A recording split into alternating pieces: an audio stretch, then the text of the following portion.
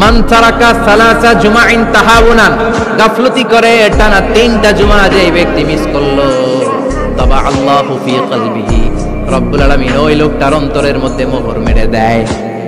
ওয়া কুতিবা ফি জুমরাতিল মুনাফিকিন, মুনাফিকদের খাতায় তার নাম তুলে দেয়। 3টা জুমা যদি কেউ মিস করে, 2টা পানিশমেন্ট। এক হচ্ছে তাবা আল্লাহু ফি কলবি, আল্লাহ অন্তরে মোহর মেরে দেয়। ভালো কথা ভাল লাগে না, নামাজ ভাল লাগে না, আজান ভাল লাগে না, ইসলাম ভাল লাগে না, শুধু মौज মাস্তি ভাল লাগে, গান বাজনা ভাল লাগে, এরকম আছে না? জুমার নামাজে যায় না। আরেকটা হলো কুতিবা মিনাল মুনাফিকিন, মুনাফিকদের খাতায় নাম তুলে দেয়। আল্লাহ হেফাজত করো। আরো জোরে পড়েন আমিন। জুমার দিন আগে আগে মসজিদে আসবেন, সবাই রাজি? আসেন, আল্লাহ জুমার ব্যাপারে কি ওয়াজ আমাদেরকে করলেন আমরা শুনি। শুনতে রাজি? আল্লাহ বললেন, ইয়া আইয়ুহাল্লাযীনা আমানু ইযা নুদিয়া লিস-সালাতি মিন ইয়াউমিল জুমআতি ফাসআউ ইলা যিকরিল্লাহি ওয়া যারুল বাই', যালিকুম খায়রুল লাকুম ইন কুনতুম তা'লামুন। পড়েন না আল্লাহু আকবার। আল্লাহ বললেন, ও আমার মুমিন বান্দারা শোনো শোনো। আপনাদেরকে অ্যাড্রেস করে আল্লাহ বলছেন, ও আমার মুমিন বান্দারা শোনো, ইযা নুদিয়া লিস-সালাতি মিন ইয়াউমিল জুমআ, জুমার নামাজের আযান যখন দেয়া হয়, ফাসআউ ইলা যিকরিল্লাহ, আল্লাহর স্মরণে তোমরা ধাবিত হও। ওয়া যারুল বাই', কেনাবেচা বন্ধ করে দাও। যালিকুম খায়রুল লাকুম ইন কুনতুম তা'লামুন, এটাই তোমাদের জন্য কল্যাণ যদি তোমরা বুঝতে পারো। জুমার নামাজের আযান যখন হয়, ফাসআউ ইলা যিকরিল্লাহ, আল্লাহর স্মরণে তোমরা বের হয়ে যাও। আল্লাহু আকবার। ফাসআউ ইলা যিকরিল্লাহ ইযা নুদিয়া লিস-সালামি ইয়াউমিল জুমআ, জুমার নামাজের আযান যখন দেয়া হয় বের হয়ে যাও, তখন কোনো কাজ রাখা যাবে না। এই আযান দ্বারা উদ্দেশ্য হচ্ছে খতিব সাহেব খুতবা দেওয়ার জন্য মিম্বারে বসলে যে আযানটা দেয়া হয়, এই আযান। কথা বুঝতে পেরেছেন? কিন্তু দুর্ভাগ্যজনক হলেও সত্য, আমাদের বাংলাদেশে এই আযানটা কেন যেন মুয়াজ্জিন ভাইরা ইমাম সাহেবের সামনে এসে আস্তে আস্তে দেয়, ছোট ছোট করে ইমাম সাহেবের মুখের উপরে দেয়, মাইকে দেয় না। এটা পাইছে কই? এটা যে কোত্থেকে ঢুকছে এক আল্লাহই ভালো জানে। আযান মানে অ্যানাউন্সমেন্ট। আযান মানে কি? কথা বলেন। অ্যানাউন্সমেন্ট কি জোরে হবে না আস্তে? সব আযান মাইকে এত সাউন্ড করে, এই আযানটা ইমাম সাহেবের মুখের সামনে এসে ছোট ছোট করে কেন দেয়? এটার কোনো দলিল আছে বলে আমার জানা নাই। এই আযানটাও মাইকে হতে হবে। আমি পৃথিবীর যত দেশ ঘুরেছি, অনেক বড় বড় মসজিদে আমি জুমার সালাত করেছি, সব জায়গায় মক্কাতুল মুকাররমা সহ মসজিদে নববী সহ সব জায়গায় খতিব সাহেব জুমার মিম্বারে বসার পরে যে আযানটা দেয়া হয়, এটাও অন্যান্য আযানের মতো মাইকে দেয়া হয়। আল্লাহ বললেন, ইযা নুদিয়া লিস-সালামি ইয়াউমিল জুমআ, জুমার দিনের আযান যখন দেয়া হয়, এই আযান দ্বারা উদ্দেশ্য হচ্ছে খতিব বসলে যে আযান 12:30 12:15 দিকে যে আযান, এই আযান উদ্দেশ্য নয়। বিশ্বনবীর সময়ে 12:30 12:15 দিকে যে আযান ছিল, এটা ছিল না। বিশ্বনবীর সময় ছিল না, আবু বকরের সময় ছিল না, সাইয়েদনা ওমর ফারুকের সময় ছিল না। এটা চালু হয়েছে সাইয়েদনা উসমান যুন নুরাইনের সময়। তখন মদিনাতে মানুষের সংখ্যা অনেক বেড়ে গিয়েছে, লোকজন আর জায়গা হয় না, মুসল্লিদের ঠাসাঠাসি। উনি ঘোষণা দিলেন, সুকে জাওরা, জাওরা নামক বিশাল একটা বাজার আছে, ঘোষণা দিলেন এখন থেকে ওই জায়গায় জুমার নামাজ হবে। মানুষ যেন আগ থেকে প্রস্তুতি নিয়ে আসতে পারে, এজন্য জাওরা নামক বাজারে উনি আরেকটা আযান দেওয়ার প্রচলন করলেন। সুবহানাল্লাহ। সেখান থেকে আজ অবধি আমরা এই অতিরিক্ত আযানটা দিয়েছি। এটা নবীর সুন্নাত না, এটা সাহাবীর সুন্নাত। বিশ্বনবীর সুন্নাহ মেনে নেওয়ার জন্য আবশ্যক 4 খলিফার থেকে পাওয়া সুন্নাতগুলো মেনে নেওয়া আবশ্যক। বিশ্বনবী বলেন, আলাইকুম বিসুন্নতি ওয়া সুন্নাতিল খুলাফায়ে আর-রাশিদিন আল মাহদিন, আমার সুন্নাত ধরবা। হেদায়েত প্রাপ্ত 4 খলিফার সুন্নাত ধরবা। কেমনে ধরবা? ইক্ষু চিনেন? ইক্ষু না গ্যান্ডারি নাকি আখ না কুশাই? হ্যাঁ, আখ। কাঁচা আখ খায় কি করে? এই সামনের দাঁত দিয়ে ভাঙে না? ওই সামনের দাঁত দিয়ে বলে ভাঙে, চাপার দাঁত দিয়ে, এই জায়গার দাঁত দিয়ে শক্ত করে ধরতে হয়। বিশ্বনবী বললেন, আব্দু আলাইহা বিন নওয়াজিজ, আমার সুন্নাত আর সাহাবীদের সুন্নাতকে চাপার দাঁত দিয়ে আঁকড়ে ধরো, যাতে ছুটে না যায়। চিল্লায় পড়েন আল্লাহু আকবার। এটা সাইয়েদনা উসমানের সুন্নাত। বিশ্বনবী বললেন, ইযা নুদিয়া লিস-সালাহ মিন ইয়াউমিল জুমআতি ফাসআউ ইলা যিকরিল্লাহ, জুমার দিনের আযান যখন দেয়া হয়, ফাসআউ ইলা যিকরিল্লাহ, আল্লাহর স্মরণের দিকে ধাবিত হও। দেরি করো না। দেরি করা যাবে? আজান হইলে কোনো কাজ রাখবেন? কোনো ব্যস্ততা থাকবে? কাজ একটাই, জুমার নামাজ। চিল্লায় বলেন কাজ একটাই, সেটা কি? আল্লাহ বললেন ফাসআও। ফাসআও এর শাব্দিক অর্থ হচ্ছে দৌড়াও। আসলে কি? তো এই দৌড়াও দিয়ে আসলে দৌড়াও বোঝানো হয়নি, এটা দ্বারা বোঝানো হয়েছে আল মুবাদারা ওয়াল ইহতিমাম, ইম্পর্টেন্স দেয়া, এমফাসাইজ করা, গুরুত্বের সাথে আগে আগে প্রস্তুতি নাও। ফাসআও দ্বারা দৌড়ানো বোঝানো হয়নি। প্রমাণ কি? কারণ বিশ্বনবী দৌড়ে দৌড়ে নামাজে যেতে নিষেধ করেছেন। বিশ্বনবী বলেছেন ইযা উকিমাতিস সালাহ, মনোযোগ দিয়ে শুনুন, ইযা উকিমাতিস সালাতু ফালা তাতুহা তাসআউন ওয়া আতুহা তামশুন আলাইকুম বিসাকিনাহ ফামা আদরাকতুম ফাসাল্লু ওয়া মা ফাতাকুম ফাতিম্মু। যখন নামাজ শুরু হয়ে যায় দৌড়ে দৌড়ে যাবে না। তামশুন, হেঁটে হেঁটে যাও।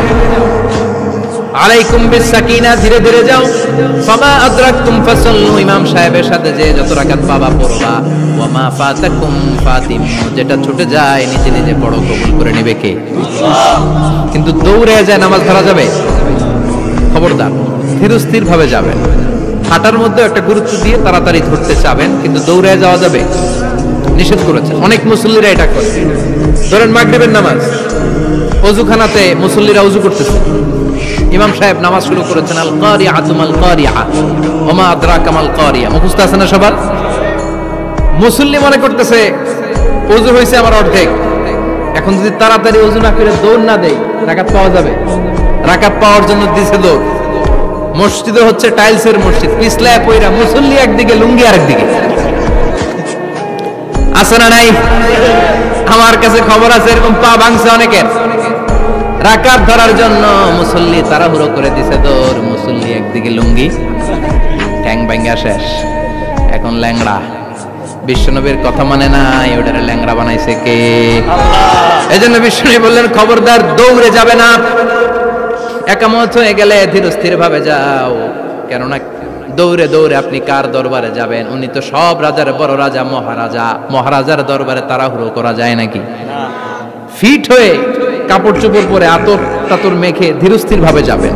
দৌড়ে গেলে আপনার হার্টবিট বেড়ে যাবে, আপনার ব্রেথ ইন ব্রেথ আউট, শ্বাস প্রশ্বাস বেড়ে যাবে। তো হাঁপানির চোটে তো আপনি হাঁপাতে থাকবেন। আপনি তাহিয়া পড়বেন কখন, তাসবিহ পড়বেন কখন, আল্লাহর প্রশংসা করবেন কখন? চিল্লা এখন ঠিক কিনা? এজন্য আল্লাহ বললেন ফাসআউ ইলা যিকরিল্লাহ। জুমার নামাজের আযান যখন হয়ে যায় তোমরা আল্লাহর জিকিরের দিকে ধাবিত হও। যিকরিল্লাহ, আল্লাহর স্মরণ। জিকির মানে কি? কিন্তু এই জিকির দ্বারা এই আয়াতের উদ্দেশ্য হচ্ছে আল খুতবাতাইন, জুমার দুই খুতবা। জুমার জিকিরের অনেক অর্থ আছে। জিকির মানে সালাত, জিকির মানে কোরআন, জিকির মানে ওয়াজ, জিকির মানে সম্মান। আবার জিকির মানে জুমার দুই খুতবা, আবার জিকির মানে সুবহানাল্লাহ, আলহামদুলিল্লাহ, সুবহানাল্লাহ, আলহামদুলিল্লাহ, লা ইলাহা ইল্লাল্লাহ মুহাম্মাদুর রাসূলুল্লাহ সাল্লাল্লাহু। এটাও জিকির। সুবহানাল্লাহ, আলহামদুলিল্লাহ, আল্লাহু আকবার। এই তিন জিকিরের চেয়ে শ্রেষ্ঠ কোনো জিকির আছে? কথা কন। বিশ্বনবী প্রত্যেক ফরজ নামাজের পরে সুবহানাল্লাহ 33 বার, আলহামদুলিল্লাহ 33 বার, আল্লাহু আকবার 34 বার পড়তেন। রাজি আছেন? সবাই পড়তে রাজি আছেন? লাফালাফি করবেন না তো? ঘাড় বাঁকা করবেন না তো? হুই হুই করে চিল্লাফাল্লা করা যাবে?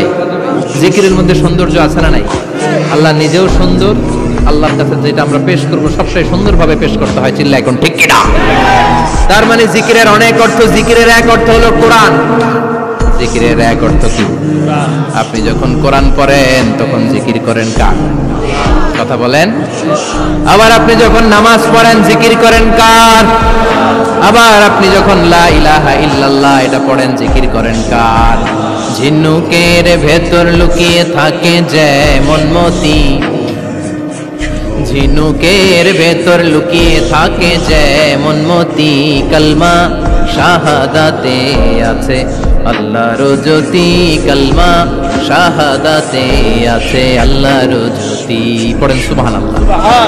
লা ইলাহা ইল্লাল্লাহ সবচেয়ে শ্রেষ্ঠ জিকির।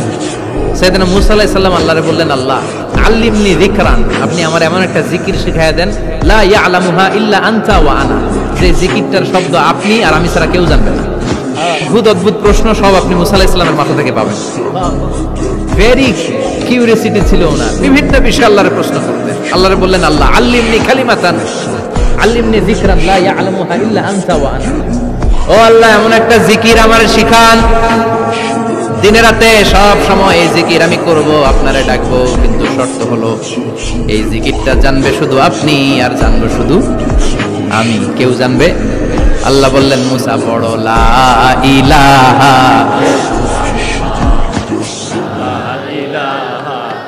লা ইলাহা ইল্লাল্লাহু মুহাম্মাদুর রাসূলুল্লাহ সাল্লাল্লাহু।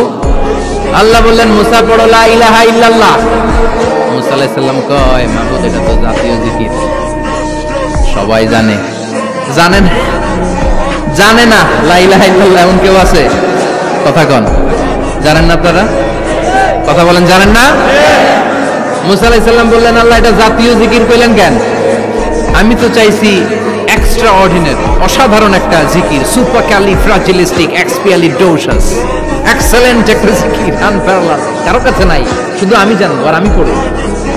আল্লাহ বললেন, মুসা এই লা ইলাহাকে যদি এক পাল্লায় রেখে দাও, तमाम বিশ্ব, সাত আকাশ, সাত জমিনটারে তুলে যদি তুমি আরেক পাল্লায় রেখে দাও, লা রাজাহাত কাফাতু লা ইলাহা ইল্লাল্লাহ, মুহূর্তের মধ্যে লা ইলাহার পাল্লা ভারী হয়ে যাবে।